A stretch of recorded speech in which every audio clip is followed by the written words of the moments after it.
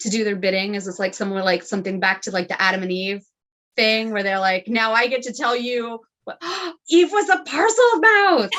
Oh my God. Hello, everybody. To our new listeners, welcome. To our old listeners, welcome back. We are the Perspective Potterheads, Jenny B and Terri T, and we are here to discuss our favorite fandoms, starting with and primarily focusing on Harry Potter content. So if you like this stuff, like it, and if you love it, share, subscribe, and support. Today, we will be covering Harry Potter and the Sorcerer's Stone, Chapter 2, The Vanishing Glass. Harry sleeps in the cupboard under the stairs. Has he always slept there like his whole life? Or did they transition him there at some point? I can't imagine sticking a 1-year-old in a cupboard under the stairs. That's what I was thinking. I mean, it would just be really hard to take care of him in the middle of the night too, unless they just left him down there to cry it out without a baby monitor. I can kind of see the left him down there to cry it out thing. Like that. I kind of see that too. Being a thing. It's just really hard to imagine having a baby in there. Or maybe they took care of him until he started showing magical abilities. And then they're like, oh no, we can't have him near Dudley now. Because they did take him in, even though they didn't want their son to have anything to do with a boy like that. I don't want to believe it in my headcanon. I don't want to believe that they would put a baby in there. With the spiders. Yeah. But I have a really hard time, like, and we discussed this kind of before we started, that this chapter, and I think it's going to come up a lot when we're discussing it, as a mom, as a teacher, that level of abuse, neglect, and how much more impactful that is for me at the, like, reading it now as an adult, as it different than when I read it, in 7th grade. Right. And, when the Dursleys, they care about their image. So why, and everybody knows Harry's related to them. So why wouldn't they want Harry to be that kind of upstanding, look normal type of thing? Because that just kind of draws attention to the fact that they're neglectful, even though nobody's doing anything about it. If they took him to the doctors, because he would at least need a physical to go to school. The doctors aren't saying anything. The teachers aren't saying anything. Which the kids blows aren't my saying, mind. The kids in school aren't saying anything to their parents. Like, hey, there's this kid that always gets bullied and nobody's doing anything about it. Yeah, and like, I don't quite. You know what? To me, and I think I have this actually later in my notes when it all starts piling up, because there are several cases of it noted throughout this. Like you said, we're going to be talking about it throughout this chapter, probably. At one point, I'm just like, is this Derry, Maine? Like a Stephen, like this is how people in Stephen King novels always act with the kids and stuff like that, right? Like the adults are just totally oblivious to all the evil that's going on. Like this is the beginning of how you start a horror movie or a horror story, I'm assuming. I don't read horror books. I don't either. just way too active in imagination to read horror books. Yeah, but when you watch any horror movie, it's like the adults are completely oblivious to like what's going on, and this has like the makings of this is how you start a horror movie. It really is, and it really baffles me. Like they are so concerned with their image, so why let Harry look so run down and terrible? And it's interesting. I love on page 20 how we get our first glimpse into this is what Harry looks like. Mm-hmm. He's small, he's skinny, he's got dark, untidy hair, those bright green eyes. And I love the description. And I remember reading this vividly, like that's what he looks like. And you get that image in your head. I don't know. I think that's a powerful. When I always imagine it, because like when I was reading it and it said like the thin scar, and I always imagined it thicker, because I think that's how it's always portrayed, is his scar is portrayed as thicker and very noticeable. But when it says that it's a thin scar, like I'm like, oh, so maybe it's not, but people look for it because they know. And a scar is going to be noticeable on the forehead, like it's yeah. No matter how, but like in the movies, I think they make it thicker to draw your attention to it. So I think we start getting a glimpse. This chapter really gives us a little bit of a glimpse into Harry's personality, which I love. Like they're describing Dudley, and his Aunt Petunia always said he looked like a baby angel, and Harry says, I thought he looked like a pig in a wig. Right. And you just kind of start like, to survive the amount of trauma that he has had to live through, being continually abused, neglected, to the point of almost shut down. Like, don't ask questions, don't step out of line, don't say anything, be invisible. He has this like bit of sarcasm to him, which is fantastic. And I think that's how he kind of copes. And it's amazing that he even gets away with that amount of sarcasm in this household, which is kind of like, that's his sarcasm is his rebellion, like, because he can't really do much else. So I love Harry's sass. So it comes out so much. And I think we really start to see the first glimpse a little bit later. I don't have it on these first pages in my notes, but because I've written a lot about Dudley and Mrs. Figg, particularly on my first 2 pages. Yeah. So. Yeah, I kind of get into like Dudley's tantrum. So Harry's making breakfast and he's putting things on, and he's like, he can sense a big Dudley tantrum coming on. And apparently Aunt Petunia can too, because she's like, oh, honey, here, let me give you this. Right. So and that's one of my notes too, is that he starts counting presents and she already knows that he does these things, like, because I'm assuming that he's counted presents for a while now, because he already knows that last year he got 38, right? And he remembers that it's 2 less than last year. So, and he can count to 36. So, and I don't know if this is just J.K. Rowling trying, which is great. Huh? But he can't add 2 to that. Yeah, that's the thing. It's like, okay, so is she trying? To me, that's just inconsistent, because you can count to 38. Remember that it's 2 more than last year. So I don't know. To me, it's just like she wants him to sound stupid, but he's not really that stupid. But so she's just like, we'll just say he can't add 2, even though he can add 2 earlier and subtract 2 and count to 38. And it is so to me, that's just like kind of like a misstep in her writing. I don't know. I think it really shows that Dudley is very much just like because she is trying to portray, I think it's a little bit of artistic license. Dudley is big and stupid. Well, yeah, but I mean, he could be big and stupid as far as like, because later, and I think this is where the sass comes in, when Harry's telling him something about flushing his head down the toilet, and it's never seen as something, and it takes Dudley a while to work that out. Like, I mean, there are other ways to do it aside from he can't add 2 when he just added 2. I think that I have that in my notes as well. Like, just again, Harry's sass. Yeah, I love Harry's sass. So you said you had a lot of notes about Mrs. Figg, and I just kind of say, how did Mrs. Figg become the babysitter? Like, how did you don't want to take him places? I'll take him. Like, how did she become that? That was one of my questions too, because like, how did they set up the arrangement? How did they set up an arrangement with anybody? That way they don't figure out that he's unusual. And we know that Mrs. Figg is a squib. Well, spoilers, we'll find that out later. And so like, has she always lived there, or is it, and she just happened to like run into them in the store, like on accident, and somehow the conversation went there, or I don't know, was she placed there by Dumbledore? Yeah. So that whole thing. And I think she seems like a good candidate, like if something unusual happens, like, because the way they describe her is a baddie. So she's a little nuts. Right. So she's a little unusual anyway. And nobody really, from my understanding, like the neighborhood is very much like Stepford Wives, like everybody's perfect. So Mrs. Figg seems to be a little bit out of step in that. And then maybe that's why she's a good candidate to watch. And Harry. she only watches them once a year, because when Harry can't go, he says that it's going to be another year before he likes to look at the pictures of like Mr. Tibbles and all those other cats' names. So I guess, okay, and that's gonna lead me down a second rabbit hole train of thought, but I want to stay on Mrs. Figg for just a little bit, because is there a Mr. Figg? Because she's a Mrs. She is a Mrs. I'm assuming there's not. But like, did he, like, what happened? Like, And was is he a she wizard widowed? or was he a muggle?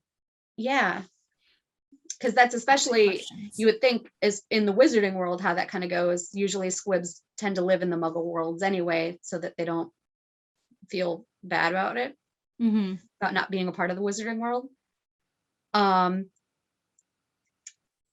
then, okay, she knows Harry's situation. Everybody in the wizarding world knows Harry's situation. So why does she have to make it miserable? Like, I know she says later, well, if you would have had fun, then they wouldn't let you come over. But it's like, she knows who they are. If she says, we're going to have a little bit of fun, just don't tell your aunt and uncle, otherwise they won't let you come back. Like, exactly. I thought that too. I'm like, why doesn't she make it enjoyable for him and just tell him to lie? Because I think he's smart enough to figure that out. Yeah.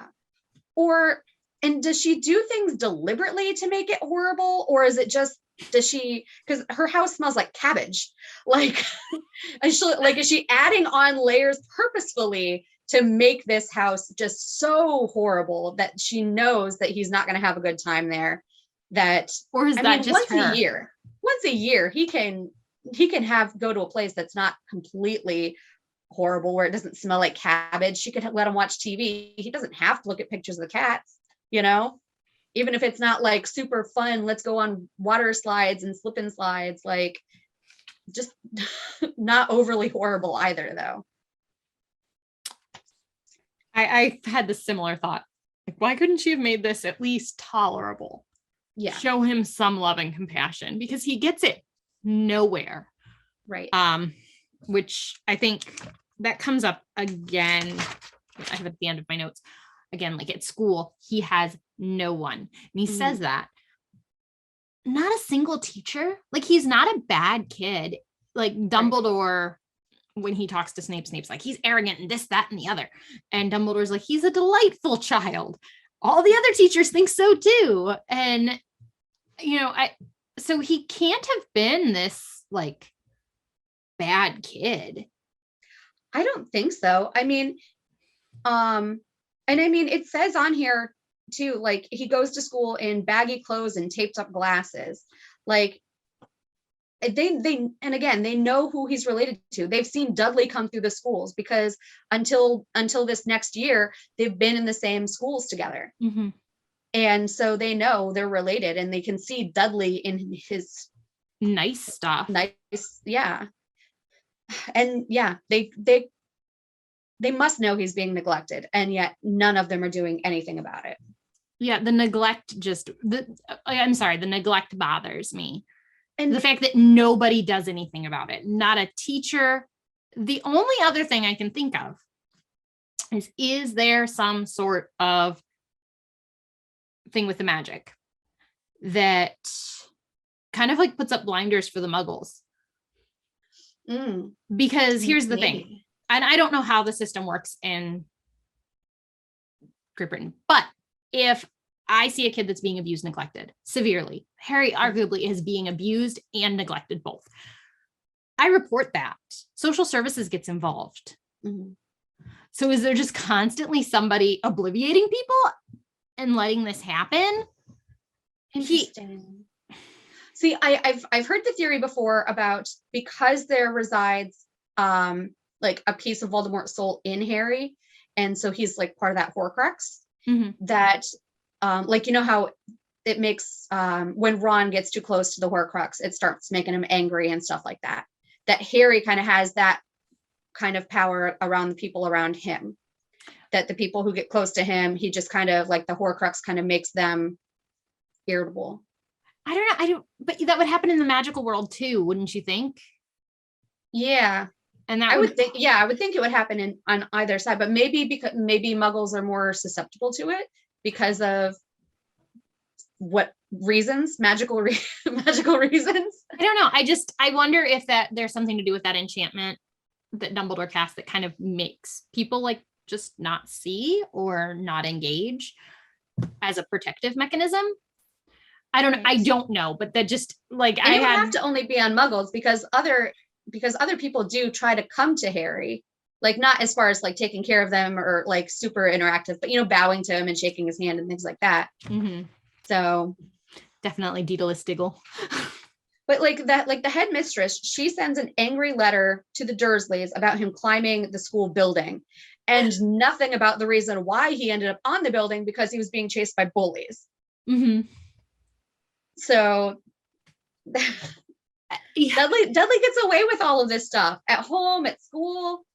I like when Dudley goes away to school because, as we get through further books, like they can explain away his bad marks and the accusations of bullying.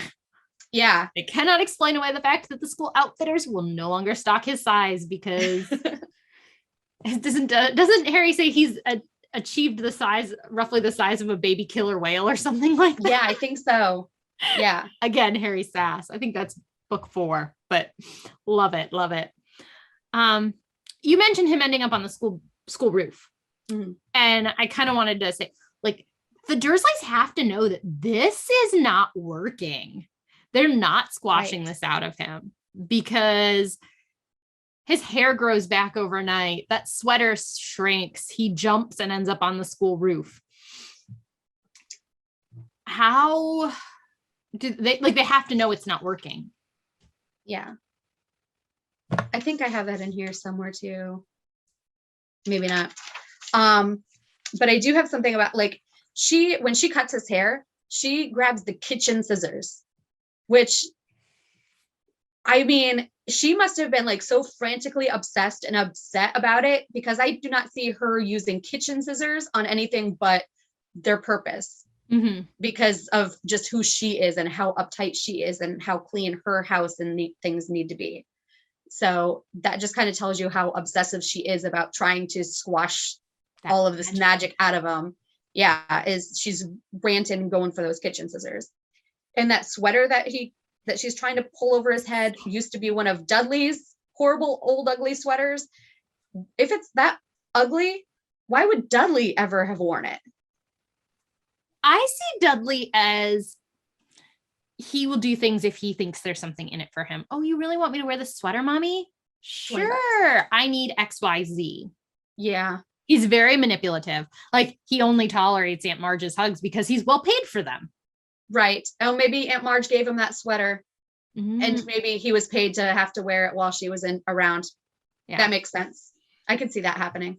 Because it'd be like, arguably probably is still in decent shape. Even though it's huge on Harry, because it's ugly and nobody wants to wear it. Dudley also doesn't, when they describe his Smeltings uniform in the next chapter, like, I think that sounds hideously ugly. And Dudley's like, ooh, yes, I know. 2 other notes that I have that kind of because I think we're going to start branching into like the whole zoo trip. One is just in general, how they speak about Harry. Like, he describes it as like he's not there, or more like he's something disgusting that can't understand them. Right. Like a slug. It's heartbreaking. Like, I'm just like, oh. And I think Harry carries some of that with him as a character, that not having a value. It's amazing how much self-confidence he has when he gets to Hogwarts. Like, considering all of this neglect that he's had, like what he comes into, and like the way, because I like, and then maybe not immediately at Hogwarts, but by the end of this book, I'm pretty sure he's got enough kind of cockiness and self-assuredness about him, which usually aren't characteristics that are genetic. That's more to do with your nature versus nurture thing. That's more about how you're raised. So I'm surprised that that's all coming through, but maybe genetically there is the magic gene carries some of that personality traits down. And I think he has that, like, his little like snips of that like sarcasm. I think that holds a little bit. And I think especially with these odd things that happen, whereas he doesn't really put much stock in them, I almost think that he like holds on to that as like, it's not hopeless. It's not hopeless. Like you said, there's just a glimmer of hope he's going to go to a different school than Dudley. Like, yeah. And I also think like he comes in very like, I don't know anything. I'm not going to fit in. This is going to be terrible. Like his conversation with Hagrid when they're having something to eat before he catches his train back to the Dursleys. Just really like, he's like, I think you made a mistake.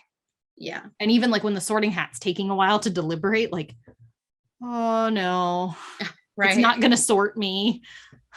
I don't belong here. So I think that there is still vestiges of that. And I think you see that throughout the books, like him just kind of having a little bit of that self-doubt.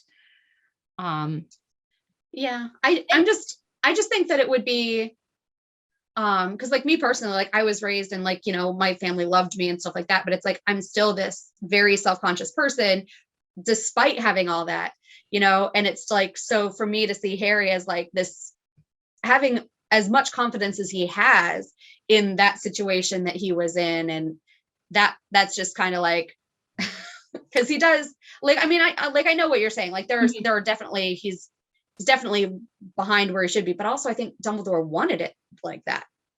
He doesn't want him to be this arrogant, spoiled, pampered baby. So, I mean, could you imagine if he did, how arrogant and cocky he would be if he would have had he would be James. And I like in book 5 when he's in the pensive. No, sorry, back it up.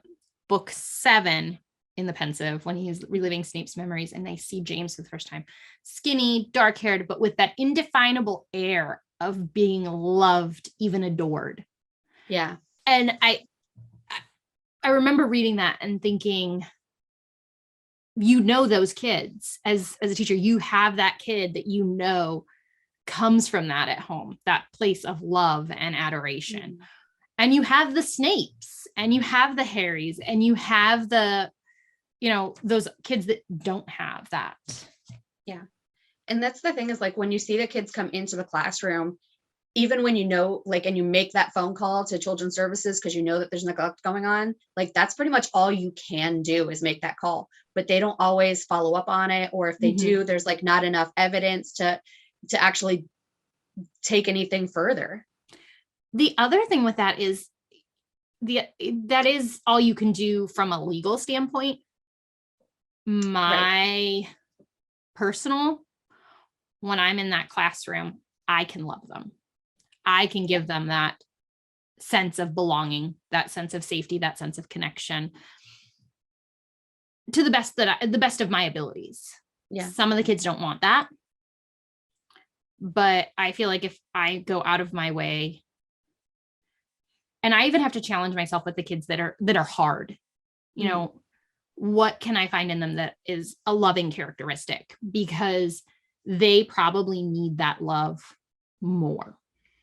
Yeah. So again, and I think we talked a little bit about this in the last one, in the last recording we did, because Voldemort grew up in a similar situation. Very unloving. Yeah. So I don't know. Everybody grows up different, you know. It's hard to say. So does Aunt Petunia work? Has she ever worked? And does she only not work because she either has to take care of Harry to kind of make sure that everything kind of stays secret, or is she like so into that like 1950s patriarch thing where she has to stay home because that's her role? I think we'll get into this a lot next chapter, because there's a lot of that patriarchy thing going on in the next chapter. I have a lot of notes on that in my next chapter too, but in this chapter, just like the working thing, like does she work? And I don't see her as ever working outside the home. It seems like her job is to curate that perfect home, and it is perfect. Yeah. So my next note actually has to do with Harry and his memory.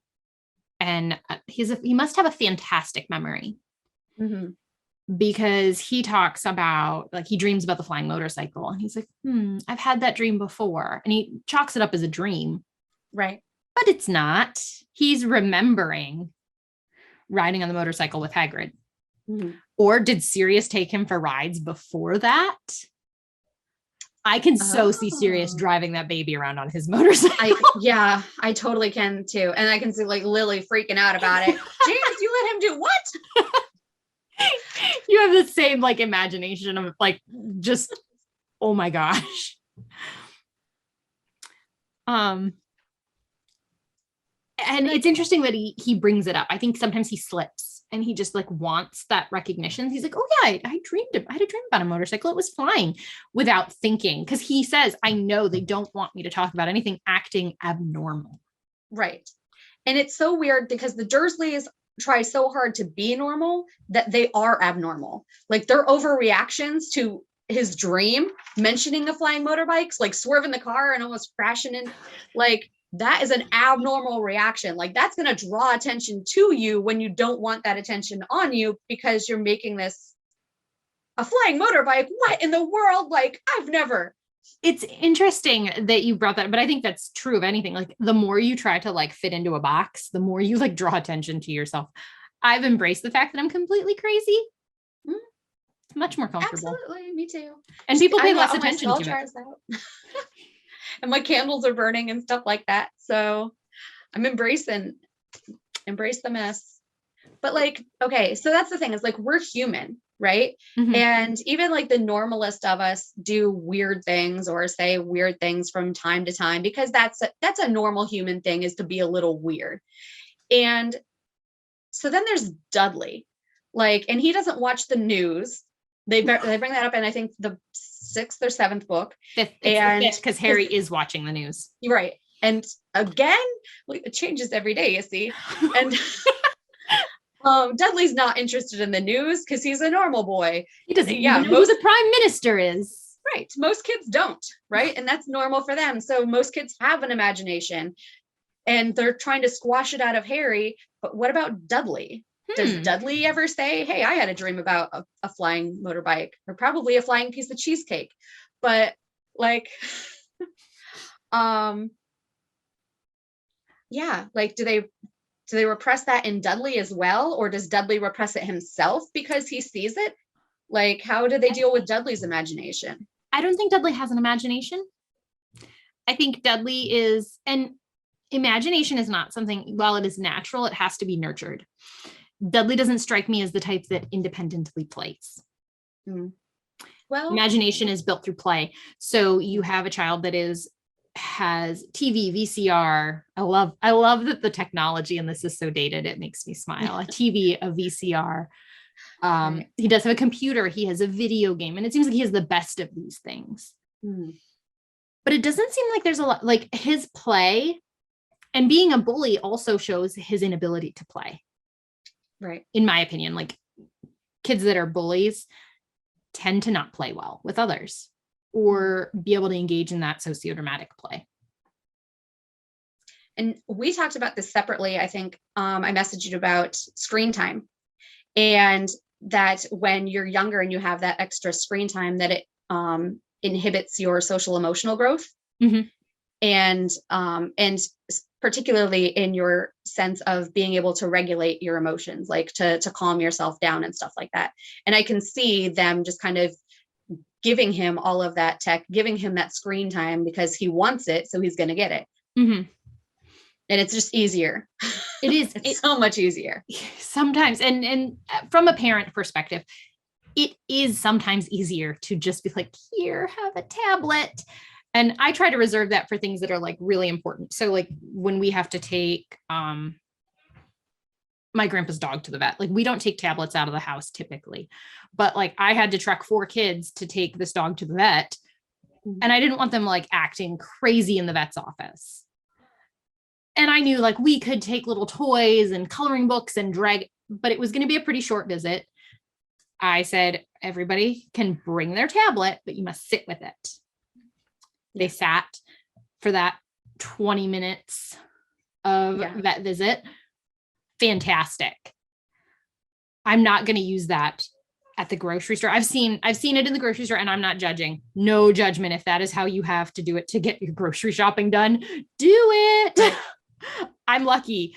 I typically will leave mine at home and escape to the grocery store for a few minutes of me time while I select my vegetables in peace. I try not to overuse that, but as it seems like Dudley is just given that here, Right. here. And there's like there's that balance too between it too. Like if you're going to give them screen time, you also need to give them that time, that connection, that human connection, that bonding, and help them self-regulate, because they can't regulate their emotions for the first few years, like 3 to 5 years of their lives. So and more. We need to be the ones to help them do that, and have to cut down on that screen time, especially during that time frame. Like the older they get, the more screen time they can get, because by that point they should have already learned some of those fundamentals in regulating their emotions. But yeah, it's hard, especially when, like, if you're a single mother, or and trying to work and trying to raise kids, and so you do the best you can. But this isn't the case in the Dursleys, because Petunia is home all by herself. She has the time to take care of them. And I wonder, and this brings up a point that I don't have in my notes, but what did Harry do when he was little? Right. Because Dudley's clearly playing on these screens, or being played with Petunia. What's Harry doing? Just sitting there? You would think Harry would have to have a very active imagination to occupy himself. Well, I did read an article recently that said that it's best to give kids things that are minimal, because then they have to use their imagination. And so if Dudley is getting the best of the best, where he doesn't have to use his imagination because everything is there, he has the phone that looks like a phone. But Harry might just have a box, which he gets to pretend is the rocket ship, which he might just get like the Kleenex box, which has to be his telephone. Hello. Like, so yeah, so when they don't have those things that actually are those things, they have to create things that represent that. So that's probably why Harry does have more of an imagination than Dudley. That stands to reason. And he had to just learn to sit quietly by himself. I almost wonder how much punishment was involved in teaching him to sit quietly by himself. Because it's not something that comes natural to most young children. Yeah. But also, like you were saying, like Harry remembers his, he's remembering the motorbike and stuff, and is like 10 years later, almost 11 years later. Almost 10 years later, because he was 1 when all that stuff went down. So maybe he has like some sort of, ability to reconnect all of those things. Maybe he has some Voldemort memories as well that he dreams about, because he does kind of later when Voldemort comes back and he sees more into his soul. So I don't know if as a baby he's that connection, what that connection is like, because babies tend to sense things stronger than and so maybe because that was like the only thing he had, maybe that's why he's able to connect those in his dreams on a subconscious level more, because Harry does have a lot of more prolific dreams later, and he is, and I mean, he's not a seer per se unless it's involved with Voldemort. And I know I don't follow, like, it's been a while since I've watched those like Fantastic Beasts movies, but like Grindelwald is a seer, and does Voldemort have any of that in him? I don't think so. We went way down the rabbit hole. I think. So, but I think we're pretty much getting to them being at the zoo. At the zoo, right? Yeah. The thing that I think jumps out at me with the zoo trip is how grateful Harry is. Yeah. Can't believe his luck. They couldn't usher him away fast enough, so he got a cheap lemon ice pop, and it was actually really good. And when Dudley threw a tantrum that his ice cream didn't have enough on top, he got to finish the first one, and you could just hear the gratitude exuding from this child, and it just is heartbreaking to me. Again, really, this chapter, we're gonna hit our own personal like biases as teachers, as moms. I'm like, oh my gosh, this kid is like loving life. And it's all just these cast off kind of things. So Dudley's ice cream is a Knickerbocker Glory. Ooh. And a nutty bar. Like, and that's what they have it listed as in the American book. Like, you know, in the Sorcerer's Stone. And that's what they say it is in the Philosopher's Stone too. And I don't know, because they changed the wording around a little bit. Like in the book, his Knickerbocker Glory didn't have enough ice cream. So that kind of signals to like Americans, it's ice cream. But in the audiobook, his Knickerbocker Glory wasn't big enough. Because they know what a Knickerbocker Glory is. I Googled it because I'm like, what kind of ice cream is this? It is like, it's in like one of those like cone shaped glasses, and it's got like fruit and nuts and whipped cream and obviously ice cream. Like it looks like a party. And like imagine ice cream, but like the fancy cocktail drink, but ice creamed. Ooh. Like that's in my mind what this is. And it's like, I want it. And where in America can I get that? Like around here, if there's a place in Cleveland and Erie, if you know, let me know, because there are recipes where I can make it myself, but I probably wouldn't do it nearly as well as a place that like specializes in it. So how I'm about sure when that we Alan's do, gonna like put a picture of it somewhere on here. When we can not be on Zoom and can get together in person without the risk of making anybody sick. Yes. We will hopefully by the end of this book, and we can watch the movie together and we can make Knickerbocker Glories, because I am all up for the cooking part. Like I will make us Knickerbocker Glories because I love my ice cream. Yay! Oh, I'm excited for this. So maybe we can watch the movie together and eat Knickerbocker Glories. Oh, I'm excited for that. All right. Yes. COVID's going to be over by April, because I think that's about the time when we're going to be done with the book, if we do chapter by chapter a week. Hey, and maybe if it's not, we can get a cheap projector and watch it outside. Yes. Right. We could do that.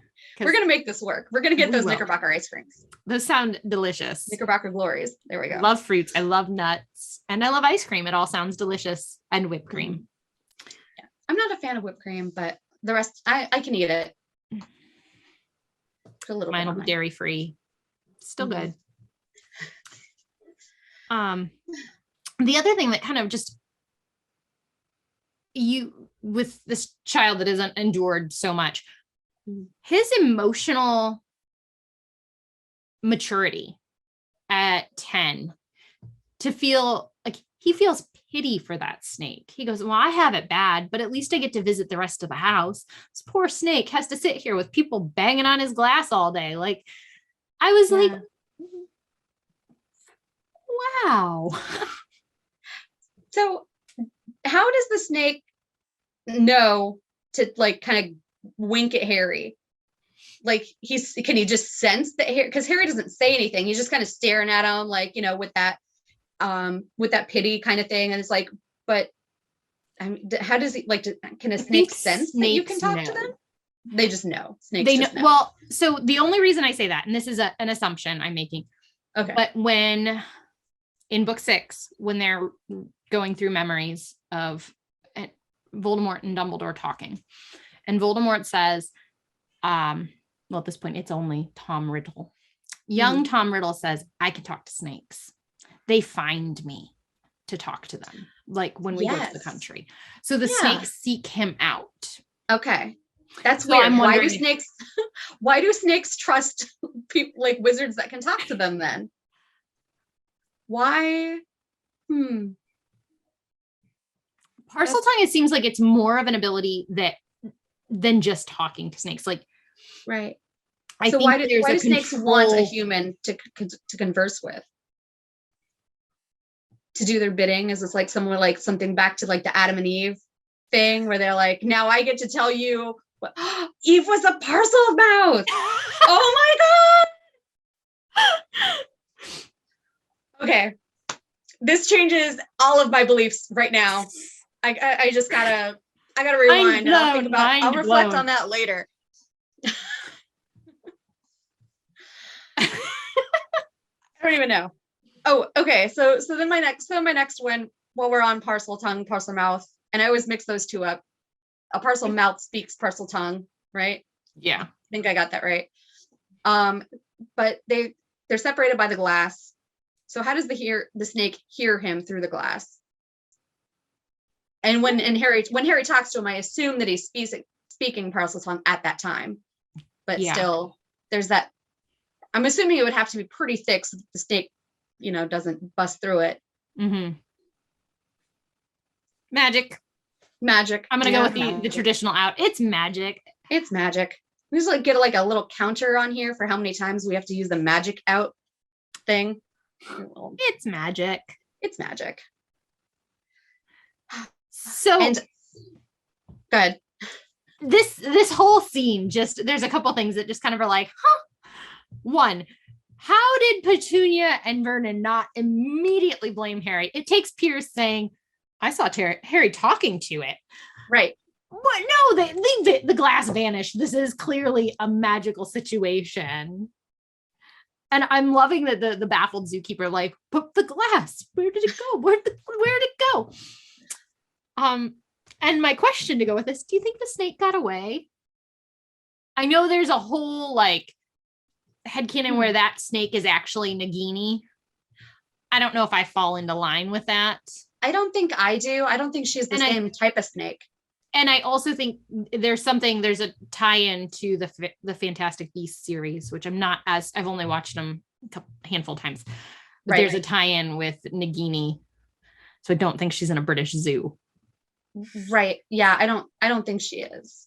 Plus, I thought she was a python, not a boa constrictor. That's what I thought too. Okay. And I know there is a difference. I'm not a big snake person. I would love to have a pet snake. Unless it ever got out when I didn't know it was supposed to be out. Right. And I get freaked out. Harry says when it gets out, it playfully snips at their heels.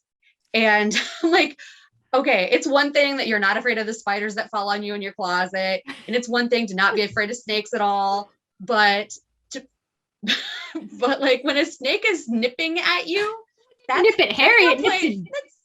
It nipped at Dudley. Harry can understand the snake, but still, most people it's not playful when a snake bites at you. So there's a little bit of that Harry kind of has that deep-seated he's not that perfect, always good. That lawful good type of thing. It also goes to that I think it's a Gryffindor trait, and that this is clearly very dangerous, and we're let's go.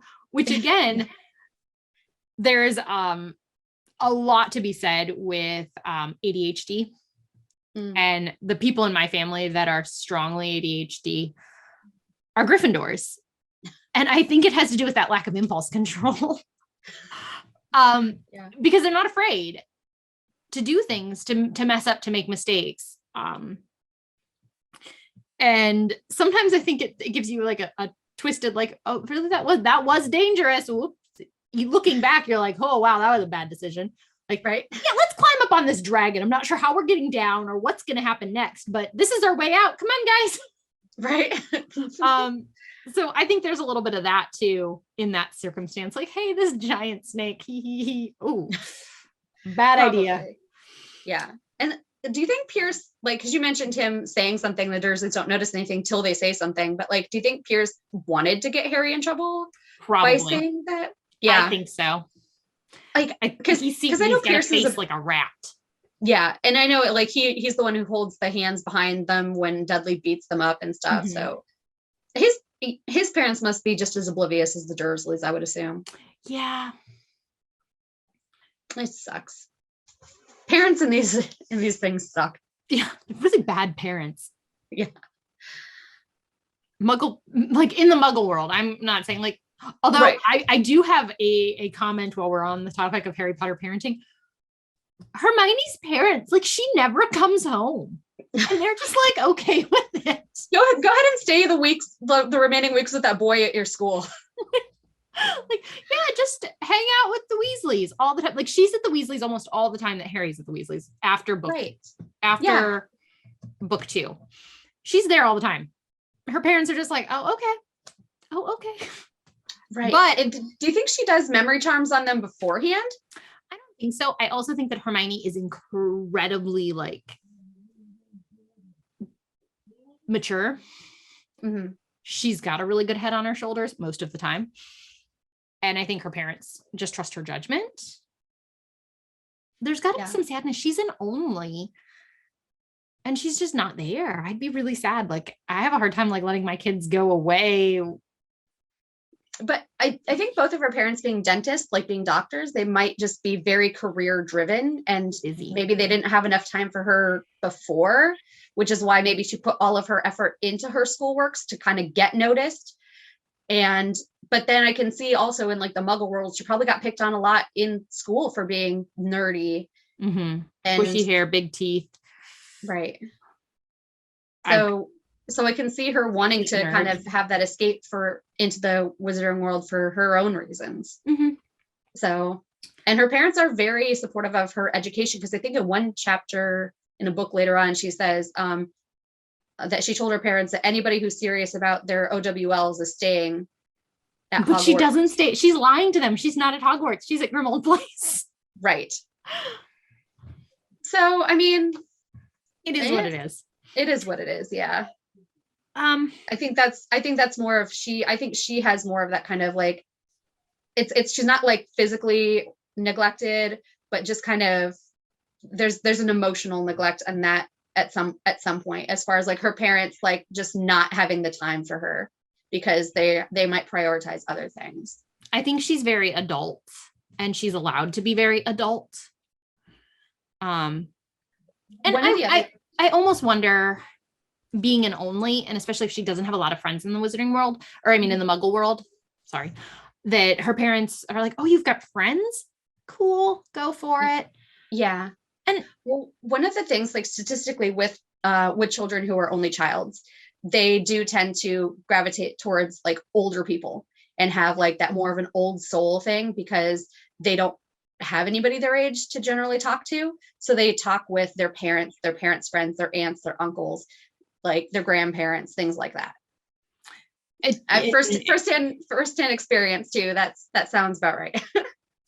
And I can say that from an oldest perspective, that's typically, I was an only for almost 5 years.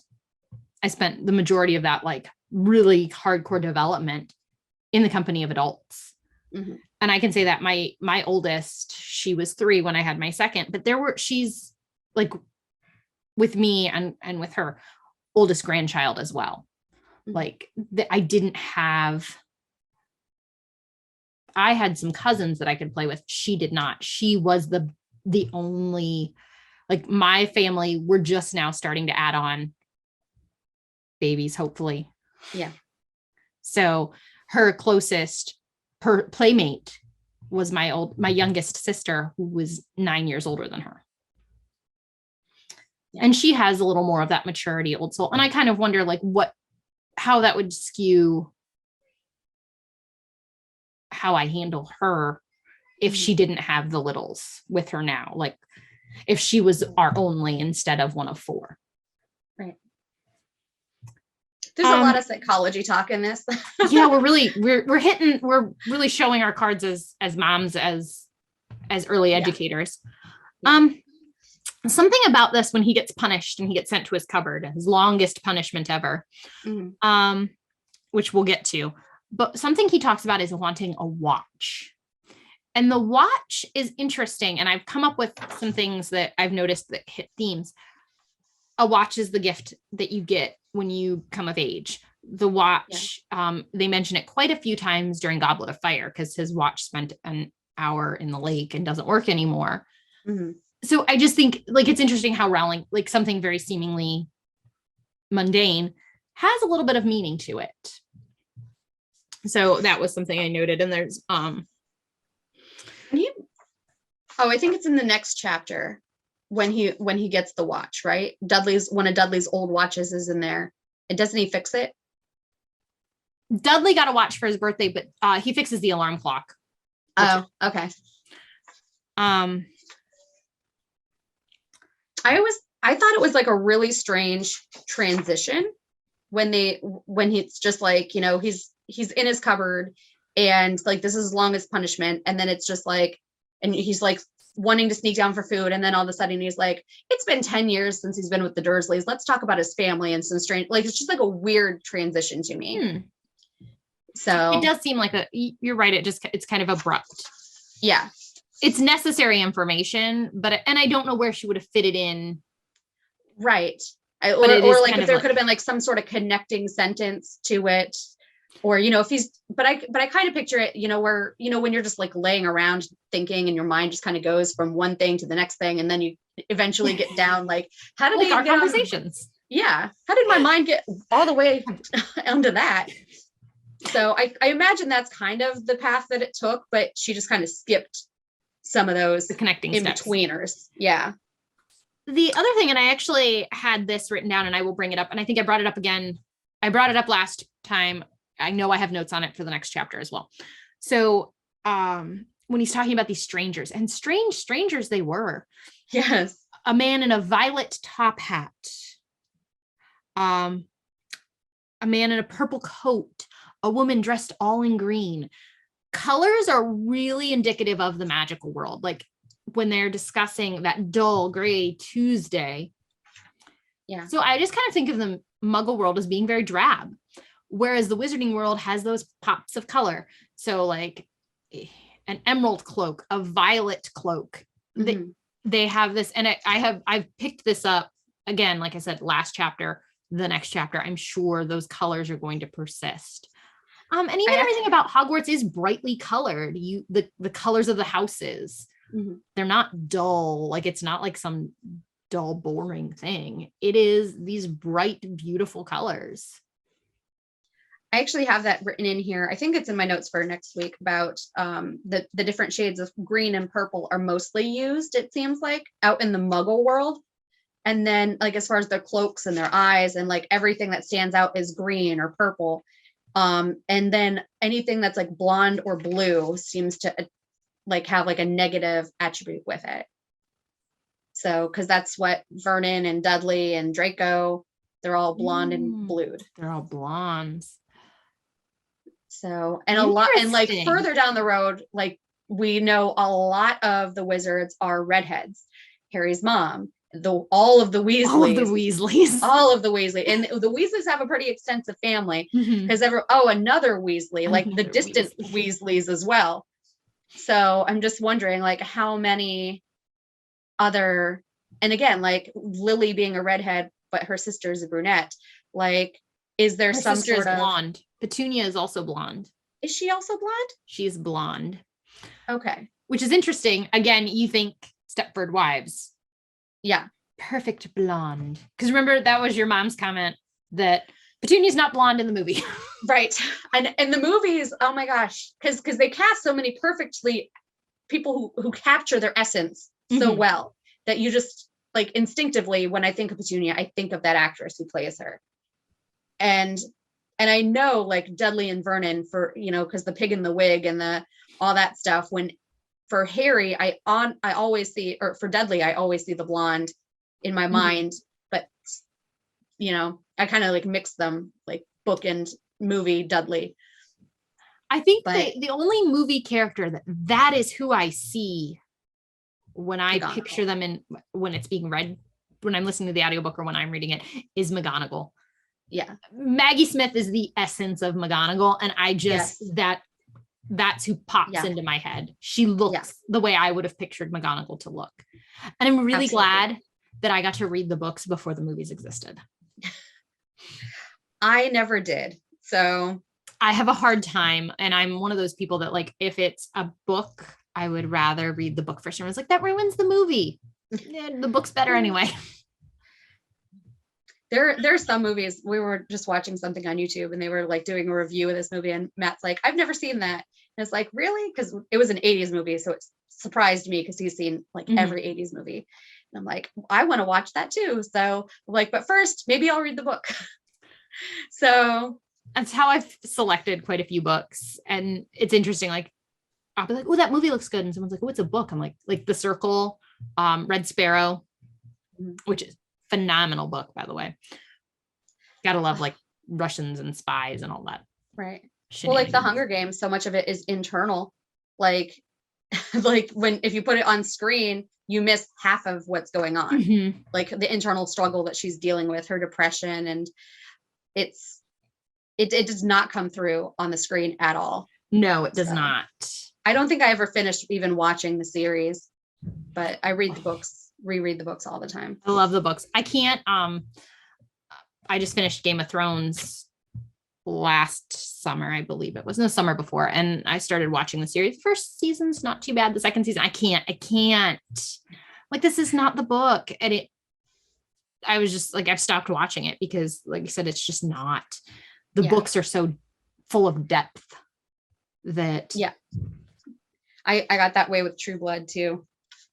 So, the Sookie Stackhouse series is the books. Ooh, so. I need to read those. You've talked about them before. Mm-hmm. I just started in on. They're not series. For kids. Just like in case, because some of these things I mentioned are like, you know, young adult, but the Sookie Stackhouse series is not for kids. I just started a pretty in-depth series. I haven't gotten very far into it, but I just started The Wheel of Time, and apparently it's been around for a while because I was talking to Dave about it. But I'm not very far in. So now that we've digressed into completely other books, I know. My last note is a sad one. And this is just the way I take notes. I will put, like, if something's really upsetting to me, I draw faces next to it. Like, I have a smiley face or a funny face. Face. Even back in college when I was like, my copy of Play-Doh, I think, has a couple like faces in it, because I'm just like, oh my gosh, I wish I had like emoji stickers. It's just like one of those things that I've always done when I make notes. So my sad face is, it says, at school he had no one. Yeah, that is my last note for the chapter. I think that's actually my last note in here too, is like, it's not even the teachers, ? Exclamation point. Mm-hmm. And like that there's not one other kid to help him or tell their parents, like literally no one. And it just, that was my last note in here. But I do have two other notes to maybe counterbalance that. So, because he has these strangers, mm-hmm. and like, they kind of give him like this little bit of like, what? Like, and they're excited to see him. And okay, so now, but here come the questions, because strangers obviously know about where he lived to be able to go up to him and shake his hand and then get out of there. So if they know where he lives, they know where he shops, they know where he goes to school, they've got to know all that stuff, because it's got to be a relatively small area. Mm-hmm. Why don't the Death Eaters, like, if these random people can track him down, why aren't Death Eaters scoping him out? I always wondered that too, because like, it's not like he just stays in the house. I mean, he spends quite a bit of time in the house and that surrounding area. Yeah. And the Death Eaters know the rough location. Like, he has to go, he goes with Petunia shopping. It says that in a couple of different instances. So is he just not, like, is it geographically like that close area? Not, I don't know. Yeah, because you would think that they would be able to the intent of harm. Also, I think that the wizards that he interacts with are members of the order. So maybe they're there checking in. That could be. And that they just can't help themselves but shake his hand because he's so famous. Mm-hmm. All right. And then these people always seem to vanish afterwards, but he's never mentioned the pop. I was thinking, so again, there's no sound. Operation sound ends later on. So, and can't well, I know he's not going to school yet, so they don't really do anything with the underage magic because he can't help it. But at the same time, like, there's magic that's around him. So is the ministry just assuming that all of this magic that's happening around him is just him being an underage, that's just kind of letting things out in bursts? Or do they know that that's an apparition? They would have to know, because they know that it was a hover charm used. Yeah, I don't get that. And so here's the other thing with the trace thing. How do they know that Harry's, like, when Harry goes with the Weasleys, when Harry goes with, how do they know where that magic is coming from? I assume in some books, like when like the Weasleys come to get him, that Arthur like kind of sets it up. So he's like, hey, I'm going to be there. So don't red flag him or anything. I'm going to go and pick him up. We're going to use the Flu Network. Although I think the Flu Network is kind of similar to like the flying car, where they don't, but then Arthur Weasley does do magic in the house because he's got to put Dudley right. And even in book 5, like they have to like go by broom because they don't want him being tracked to Grimmauld Place. But Moody casts a disillusionment charm. Tonks uses her wand to pack. Right. I'm like, but that was before. No, because that was still. Well, I mean, I think at that point they kind of knew Voldemort was around. Mm-hmm. So like they could still, but Voldemort didn't have control of the Ministry. Mm-hmm. So they could probably let the Ministry know, we're going to go pick up Harry. So we're going to be doing some magic. That's when Harry's the bad guy. Yeah. But I still don't think, but I think at that point, somebody would say, well, we're going to go get Harry so that they know that magic will be used so that it doesn't count against him. And they just don't want him to be, they just don't want the Ministry to know where they're going. Right. So they probably told him that he's going to go spend the time with the Weasleys because he has before. Even though they go and the trace is complicated. There's sometimes like with Tom Riddle and when he, and we'll probably get into this way more when we get there, but like when he murders the Riddles, like where, like you blame Morphin, but obviously you knew he was there. But you don't have to, but the trace only works. The trace is stupid because it doesn't work in a house of muggles. Or I mean, in a house of wizards. So like Ron can be doing magic all he wants because it's just up to the parents to be able to, because they know magic goes on in that house. So they can't trace the magic directly to him. But they would have had to know that he was there. Right. It gets even weirder when you do the house elf thing because Dobby apparates and disapparates. But then when he does a hover charm, it's the hover charm that sets something off, not the apparition, disapparition. The trace confuses me. I know, me too. It's a stupid thing. They should get rid of it. It doesn't seem like it's very effective. It's not. So, and then my final notes I have are some of like the difference between like the audiobook and the regular book, just terms. Like the audiobook calls them bobble hats versus in the book they say bonnets, like when they were babies. Roundabout is still not a very American. We would have it's still not. But anyway, roundabout versus carousel. Ooh. Sellotape versus Scotch tape. Which I think later even in the American ones they say spellotape when they're in the magical world, which I never realized was like a spin-off of Sellotape, which is just like a name brand, just like Scotch tape is. So I had to Google some of this stuff. Like his Dudley's video camera, they call it a cine camera.